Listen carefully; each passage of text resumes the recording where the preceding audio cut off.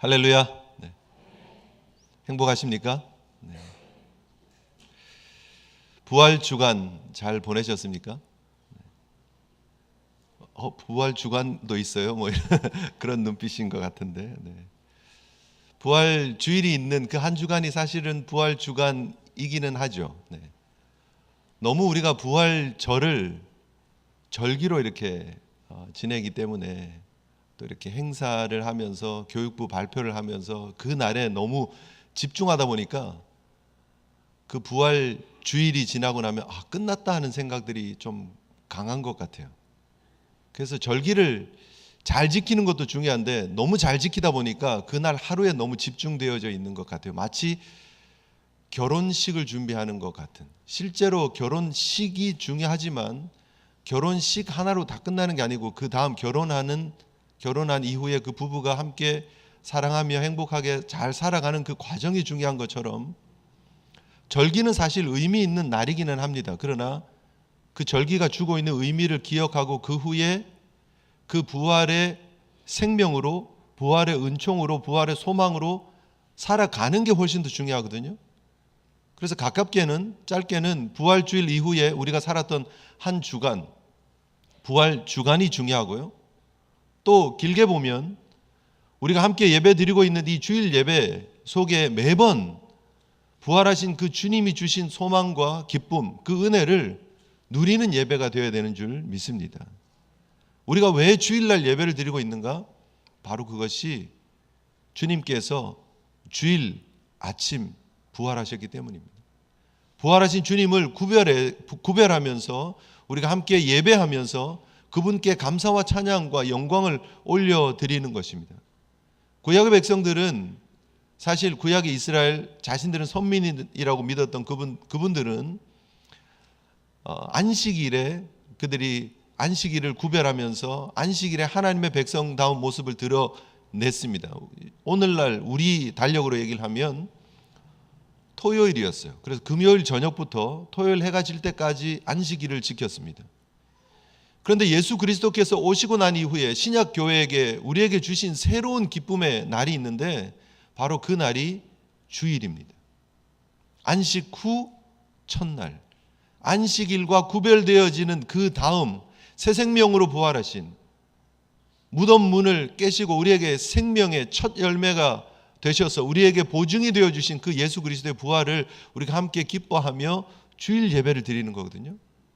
그래서 사실 결혼식보다 더 중요한 것은 결혼의 삶이고요. 그죠? 부부가 함께 사는 것이고 부활절보다 더 중요한 것은 부활절의 그 의미와 그 소망과 그 축복을 누리면서 살아가는 성도의 삶이라고 말할 수 있다는 거죠. 그래서 단지 우리가 부활 절기를 절기로만 지키는 또 우리의 기억 속에 2019년 부활절은 이랬어 라고 하는 그래서 사진에 남기고 그래서 뭐 웹사이트에 올리고 하는 그런 기억 속에 추억 속의 행사가 아니라 우리의 삶에 적용되어지는 그리고 열매 있는 그런 삶으로 하나님 앞에 영광 돌리는 저와 여러분들이 되었으면 좋겠습니다. 네. 그래서 우리가 행복한 거거든요. 그래서 매주 예배 드리는 이 예배가 너무 소중한 거거든요. 그래서 제가 여러분들에게 행복하십니까? 라고 하는 게 그냥 드리는 말씀이 아니고요. 정말 행복하십니까? 하는 그 행복감, 그 우리가 누리는, 우리가 발견한 그 행복의 진정한 의미를 알고 아멘 했으면 좋겠어요. 사실 제가 행복합니까? 하면요. 여러분들 어마어마합니다. 막 이랬으면 좋겠어요. 목사님, 네, 막 어마어마합니다. 막 그 행복감에 막 정말 어떻게 표현할 길이 없습니다. 좀 이랬으면 좋겠어요. 뭐 주중에 뉴스 보니까 뭐 어떤 청년이 복권이 이렇게 당첨이 되었다 그러더라고요. 그 청년의 꿈이 자기 은행 밸런스에 1,000불이 있었으면 좋겠다가 꿈이었는데 뭐 복권이 당첨이 돼가지고 뭐 몇천억을 지금 이렇게 수령했다 뭐 그런 얘기가 나오더라고요. 막 그 사람한테 행복합니까 하면 째집니다 이럴 거 아니에요. 어마어마합니다 이럴 거 아니에요 사실. 여러분 우리가 행복하다고 하는 그 행복의 고백의 근거를 분명히 할 줄 알아야 됩니다. 우리의 행복의 근거는 예수님의 십자가와 부활 때문인 줄 믿습니다. 그 부활 때문에 너무 행복한 거예요. 부활절을 지켰기 때문이 아니고요. 그 부활이 나의 산소망이 되고 그 부활이 나에게 보증이 되어지기 때문에 내가 너무 행복한 것이다 라고 고백할 수 있는 저와 여러분들 되었으면 좋겠습니다. 우리가 지금 그래서 우리가 살펴보고 있는 이 하나님께서 우리에게 주신 약속으로 주신 이 성막이 너무너무 소중한 거예요. 그저 성막을 이렇게 공부하면서 이런 의미가 있구나로 단순히 넘어가는 과거에 있었던 것으로 끝나는 것이 아니라 바로 이 성막이 우리에게 주고 있는 이 영적 교훈들, 바로 이 성막의 실체가 바로 예수 그리스도시고 그 예수 그리스도께서 우리에게 이루어 주신 그 놀라운 사역이 지금 우리가 누리고 있는 사역이다라는 사실을 기억하시면서 이 주일 우리가 예배하며 이 성막을 통해서 우리에게 주시려고 했던 그 은혜가 예수 그리스도를 통해서 완성되어졌고 그 은혜를 내가 누리고 있다라는 기쁨으로 이 말씀을 받는 시간 되었으면 좋겠습니다. 지금까지 우리가 법궤에 대해서, 법궤 즉 언약궤, 그리고 그 언약궤의 뚜껑, 속죄소, 시은소, 은혜의 보좌에 대해서, 떡상, 등잔대, 성막의 덮개, 널판, 그리고 널판을 받치는 널판 받침, 그리고 그 널판을 연결하는 띠에 대해서, 그리고 휘장에 대해서 쭉 살펴보았습니다. 다 우리가 보고 있는 그 성막을 이루는 구조 중에서 안쪽에 있는 기본 가장 중요한 성소와 지성소를 이루는 부분에 대해서 우리가 지금까지 살펴본 것이죠. 평면도를 우리가 잠깐 보시면 지금까지 우리가 살폈던 내용을 여러분 보시면 이것이 이 성막의 기본 평면도입니다. 지금 여러분들이 보시는 것처럼 50규빗 그리고 100규빗의 그런 넓은 세마포로 이렇게 만들어진 그런 막으로 씌워진 공간에 45cm로 한 규빗을 본다면 이게 100규빗이니까 45m라고 보실 수 있고요. 50규빗이니까 22.5m라고 볼 수 있습니다. 지금 이렇게 장방형의 성막터에다가 성소와 지성소를 만들도록 10규빗, 30규빗의 공간을 만들도록, 그리고 여기에 대해서 우리가 집중적으로 우리가 살펴보았습니다. 그런데 이제는 이 성소와 지성소 밖에 있는 이 성전 뜰에 있는 것들을 우리가 살펴보려고 하는데요. 이 성막의 평면도가 우리에게 주고 있는 중요한 가르침이 있다는 거죠. 결국 하나님의 속죄소, 하나님의 임재가 있는 은혜의 보좌는 어디 있느냐면 여기 있어요. 1번, 이 지성소 안에 있는 1번에 있어요. 여기에 언약궤가 있고 그 언약궤의 뚜껑이 속죄소다라고 말씀을 드렸어요. 그 하나님을 만나러 가는 장소에까지 가기 위해서 지나가야 되는, 거쳐야 하는 곳이 있는데 바로 이 출입문이에요. 출입문.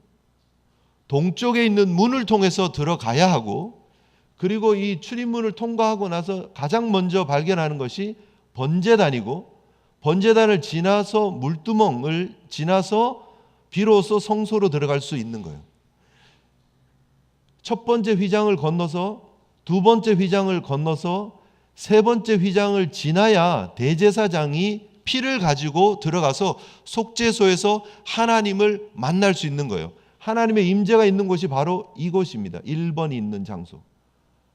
7번을 지나 6번을 지나 5번을 지나 3, 4, 2번을 지나 1번까지 가야 된다는 거예요. 동쪽에서 서쪽으로. 이렇게 지나가는 이 모든 과정들을 통해서 비로소 우리가 하나님 앞에 설 수 있다라는 그림이에요. 그래서 오늘 우리가 살펴보는 이 번제단의 의미가 어떤 의미인가를 우리가 이 전체적인 그림을, 평면도를 잘 생각하시면서 오늘 말씀을 들었으면 좋겠고요. 그림으로 조금 다음 장면을 보시면 어떤 그림인지, 이스라엘의 모형으로 만들어 놓은 성막, 지금 동쪽에 있는 휘장을 열고 문을 열고 딱 들어가서 보면 맨 앞에 보이는 게 뭐냐 하면 바로 이 번제단입니다. 이 번제단을 지나면 이 번제단 뒤에 물두멍이 있고, 그리고 성소로 들어갈 수 있는 구조로 되어져 있다, 이렇게 보시면 되겠습니다. 다음 사진을 보시면 이것이 번제단의 모습이에요. 가로 세로 이 네모 반듯하게 만들어라. 그죠? 5규빗입니다. 이게 그림이 조금 이렇게 그렇게 보이시죠? 이렇게 네모로 보이시죠? 이게 5규빗이고 이게 5규빗이고 높이가 3규빗이다. 이게 그림이 좀 이렇게 스트레치가 되면서 좀 그렇게 되었는데요. 5규빗이면 역시 45cm로 한 규빗을 보면 2m 25cm 정도 됩니다. 이 가로 세로 2m 25cm, 높이가 1m 35cm 정도 되는 것이다. 이렇게 보시면 되겠습니다. 그리고 중간쯤 1m 35의 중간이니까 한 70cm 정도 되는 67cm 위치 정도 되는 위치에 뭐가 있었느냐 하면 그물이 있었어요. 이렇게 그물. 노수로 만든 그물이에요.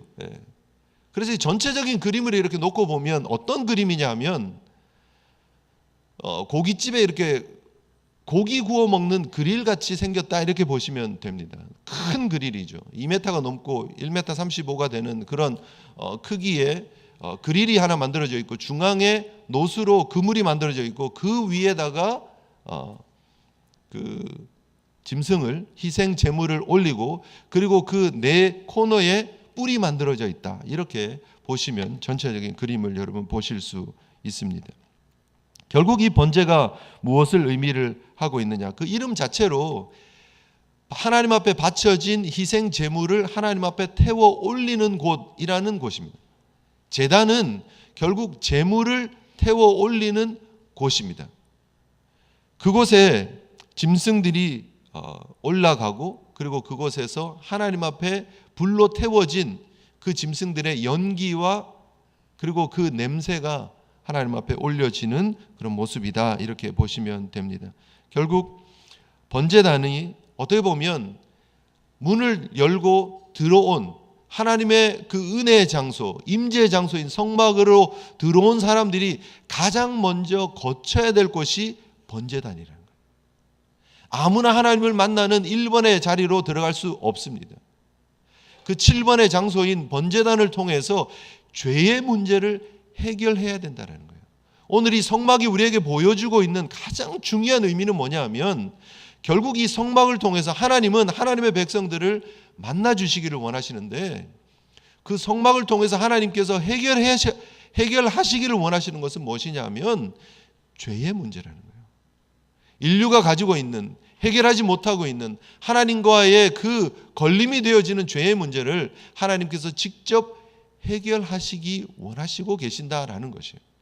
오늘 본문을 보면 이 번제단이 그냥 단지 크게 제물을 태워서 올리는 그런 구조로 되어져 있지만 이 번제단을 통해서 우리가 기억해야 되는 것이 무엇이냐면 이 번제단 위에 올라가는 짐승들이 있었고 그 짐승들을 데리고 온 사람들이 자신들의 죄를 그 짐승에게 손을 대고 안수하면서 죄를 전가시켰고 그 죄를 전가받은 짐승이 죽었다라는 거예요.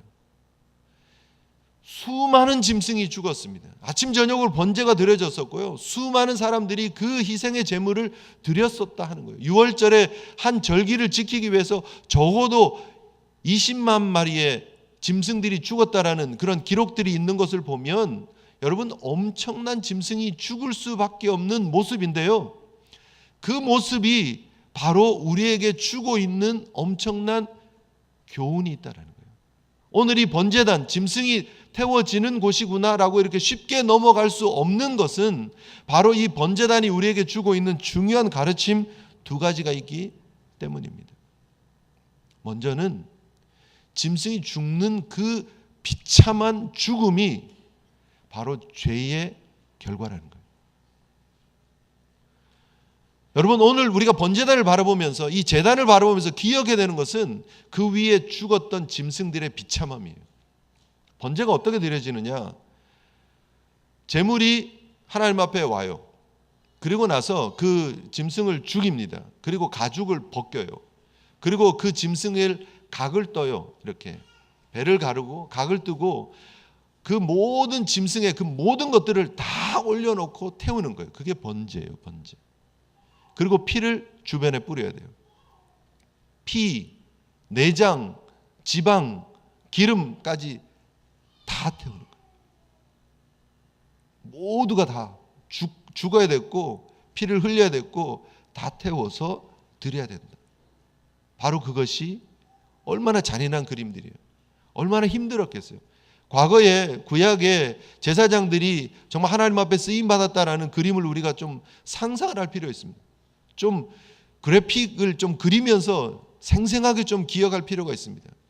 얼마나 수많은 짐승들이 죽으면서 비명을 질렀겠느냐는 거예요. 얼마나 짐승 소리들이 컸겠느냐는 거예요. 그리고 얼마나 많은 피가 뿌려졌겠느냐는 거예요. 그리고 얼마나 많은 짐승들이 태워져서 하나님 앞에 올려졌을까. 그렇게 잔인한 일들을 했어야 됐던 이유는 바로 그것이 죄를 범한 인간이 담당했어야 될 죄값이기 때문이에요. 죄값. 우리가 이 번제단의 모습을, 제단의 모습을 보면서 잊지 않아야 되는 것은 뭐냐 하면 범죄한 우리 인간이 바로 이런 모습으로 심판을 받았어야 한다는 거예요. 저와 여러분들이 하나님 은혜 가운데 구원받은 하나님의 백성으로 예배드리면서 우리가 자꾸 잊어버리고 있는 게 뭐냐 하면 실제로 우리는 죄인이었고 실제로 우리는 그렇게 짐승이 죽는 것처럼 죽었어야 하는 죄인이다라는 사실을 자꾸 잊어버리는 거예요. 그것이 잊혀지면, 그것이 희미해지기 시작하면 하나님께서 우리에게 베풀으신 은혜가 희미해지는 거예요. 여러분, 우리가 분명히 기억해야 합니다. 바로 그 짐승들이 죽는 모습, 그 짐승들이 번제단 위에, 제단 위에 올라가서 태워지는 그 모습이 바로 나의 모습이어야 한다. 그것이 죄가 얼마나 무서운가를 그대로 드러내고 있는 모습이다라는 사실을 기억하시는 저와 여러분들이 되었으면 좋겠습니다. 하나님 앞에 범죄했던 인류는 그 죄값을 치렀어야 했고, 그런데 놀라운 은혜는 그 죄를 치르고 죽어야 되는 그 짐승의 모습이 우리여야 하는데 너무 감사하게 우리가 안 죽고 짐승이 죽었다는 거예요. 소가 죽고 양이 죽고 염소가 죽었다라는 거예요. 대신해서 비둘기가 죽었다라는 거예요. 그게 얼마나 큰 은혜인지 모릅니다. 첫 번째 우리가 기억해야 되는 것은 죄의 대가가 엄청나구나라는 사실을 우리가 기억해야 되는 것이고요. 동시에 우리가 누려야 되는 것은 뭐냐 하면 그렇게 죽어야 되는 우리의 모습을 대신해서 짐승이 죽었다는 것이 우리에게 주는 기쁨이에요. 은혜예요. 아, 우리가 안 죽고 대신하는 길이 있구나라는 것을 하나님이 구약 성경을 통해서 우리에게 힌트로 보여주고 있는 거예요. 우리에게 소망이 있을 수 있는데 그게 뭐냐 하면 우리를 대신해서, 우리의 죄를 대신해서 그 죄값을 치를 수 있는 길이 있구나라는 것을 하나님은 보여주시길 원하는 거예요. 그래서 이 성막을 통해서 우리가 볼 수 있는 것은 하나님께서 장차 우리에게 보여주실 구원의 길이 있다라는 사실을 보여주는 거예요. 힌트로 보여주는 거예요. 이스라엘 백성들은 잘 몰랐을 수도 있어요. 왜 이렇게 수많은 짐승들이 죽어야 되는가? 그들에게 있어서는 정말 소중한 재산인데 그 재산을 하나님 앞에 드리면서 원망하고 억울해했을 수 있어요. 왜 이렇게 수많은 짐승들을 죽여야 되지? 하나님은 왜 이렇게 짐승들의 그 태우는 냄새를 좋아하시지? 그 향기를 좋아하시지? 여러분, 우리도 그렇게 생각할 수 있잖아요. 오늘날 수많은 사람들이 또 동물 애호가들도 있고 심지어 고기 안 먹는 사람들도 있고 그분들이 이 성경을 보면서 뭐라고 얘기하겠어요? 하나님 참 잔인하신 하나님이다. 이해할 수 없는 하나님이라고 생각할지 모르지만 여러분 잘 생각해 보면 그 짐승들이 죽어야 되는 자리에서 있어야 되는 게 원래는 나였다라는 사실을 생각하면 이게 엄청난 은혜가 아닐 수 없다라는 거예요. 원래 내가 죽어야 되는데. 여러분, 우리가 무슨 잘못을 했어요. 그래서 우리가 정말 우리가 죽어야 돼요. 실제로. 그래서 우리에게 사형 선고가 떨어졌어요. 무서워서 막 도망 다녔어요. 어떻게 길이 있어서 막 도망 다녔는데 결국 잡혔어요. 죽게 되었어요.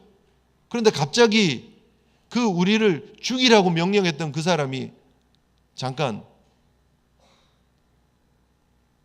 내가 너에게 살 수 있는 길을 가르쳐 줄 텐데 집에 가서 닭 한 마리 가지고 와서 그 닭을 죽이고 대신 죽이고 너는 조금 더 살 수 있도록 내가 유예해 주겠다 라고 한다면 여러분, 닭 한 마리 죽이는 게 아까운 일입니까?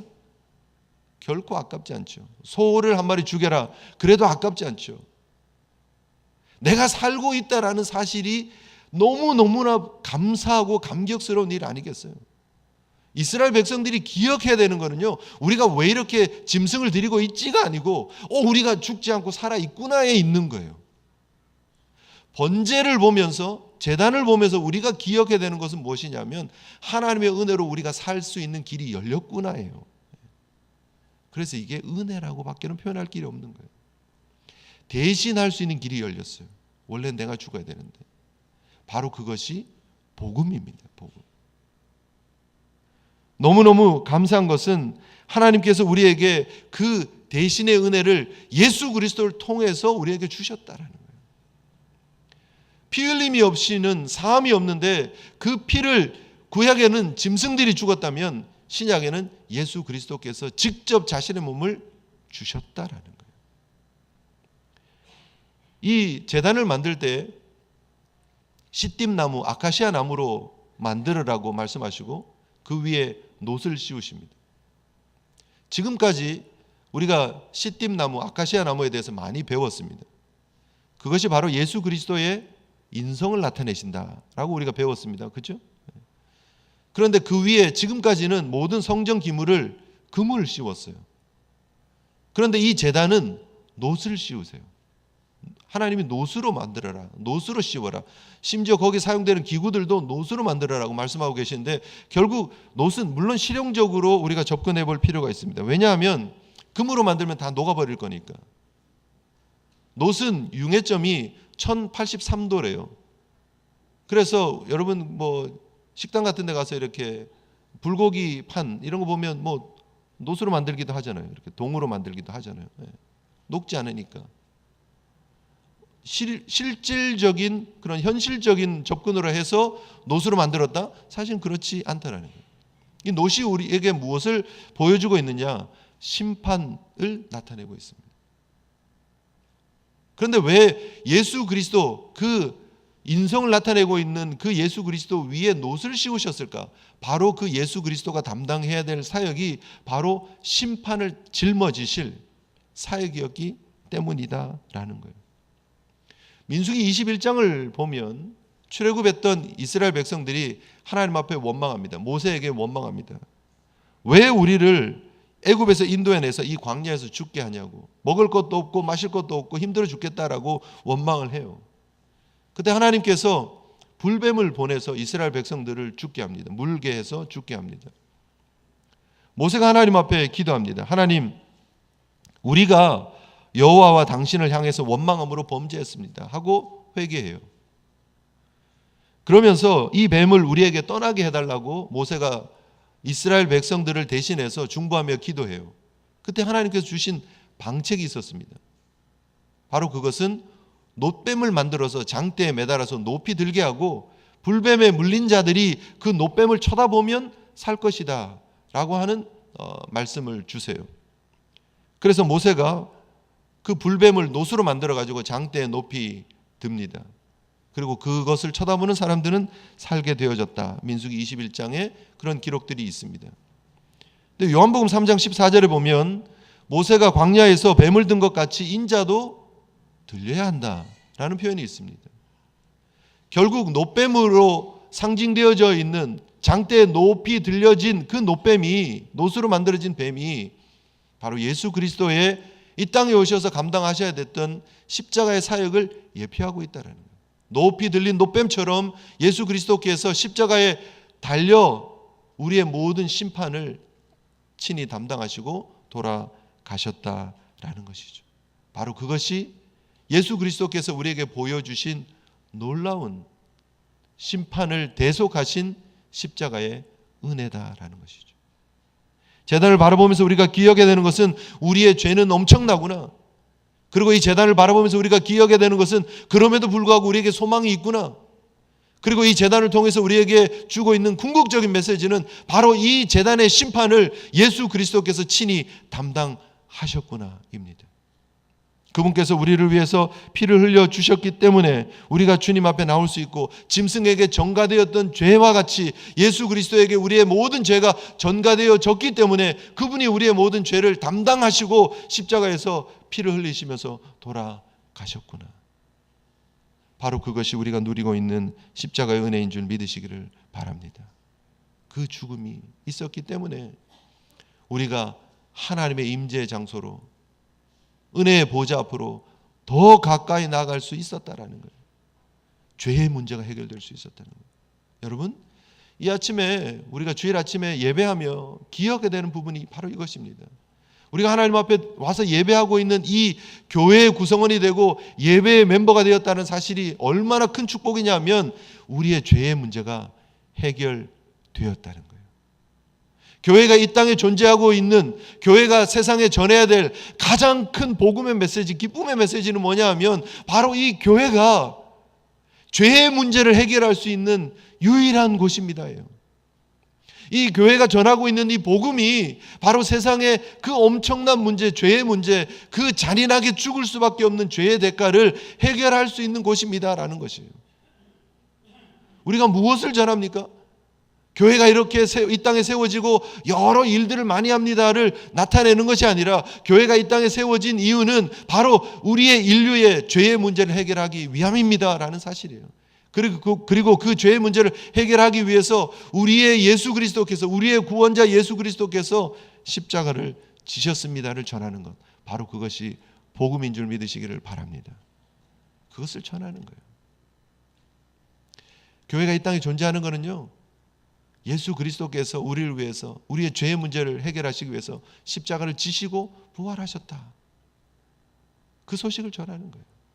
우리가 이 땅의 삶을 살면서 성도로서 드러내야 될 삶의 가장 소중한 메시지는 뭐냐면 주님께서 나의 죄의 문제를 해결하셨고 나에게 생명을 허락하셨다라는 사실이에요. 믿으십니까?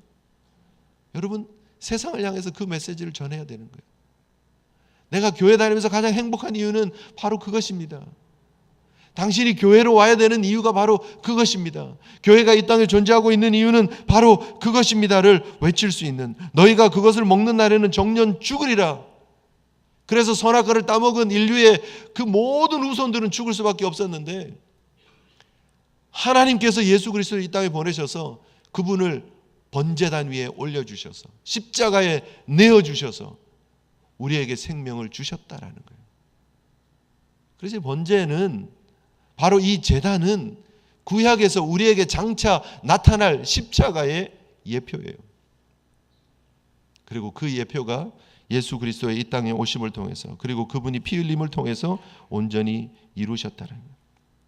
히브리서 9장 22절이 말하고 있는 것처럼 피 흘림이 없이는 죄사함이 없다라고 성경 말하고 있기 때문에 그 죄사함을 위해서 예수 그리스도께서 자신의 피를 한 방울도 남김없이 다 쏟아 주셨다라는 것이죠.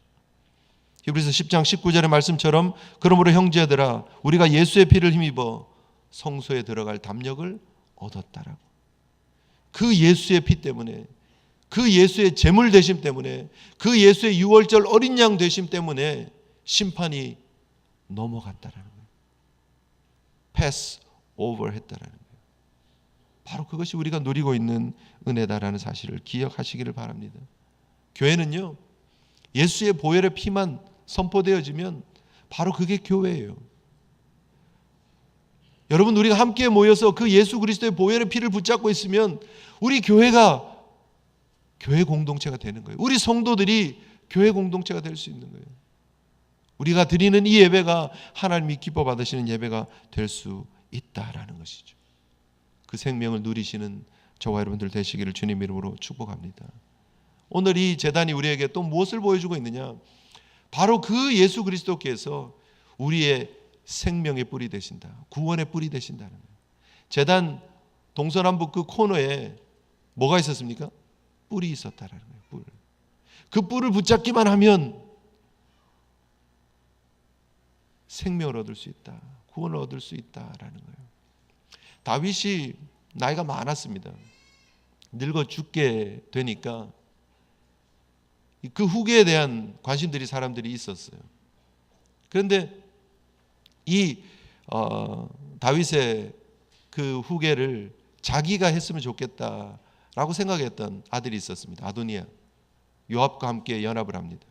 그리고 자기가 왕이라고 생각을 하고 그 일들을 추진하고 있습니다. 그런데 그 소문이 다윗에게 들려요.